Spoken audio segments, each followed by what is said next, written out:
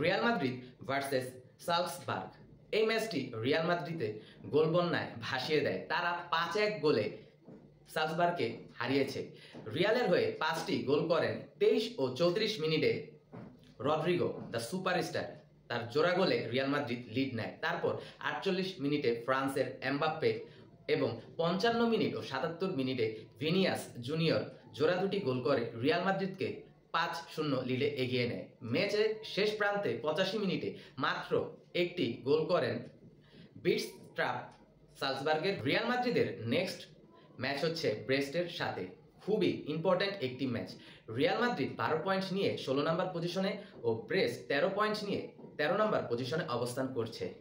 এই ম্যাচে দুই দলেরই সুযোগ রয়েছে রাউন্ড অফ 16-এর নকআউট ম্যাচ খেলার। তো দেখা যাক কে জিতবে, রিয়াল মাদ্রিদ নাকি ব্রেস্ট। একটি হাড্ডাহাড্ডি লড়াই হবে আগামী সপ্তাহে।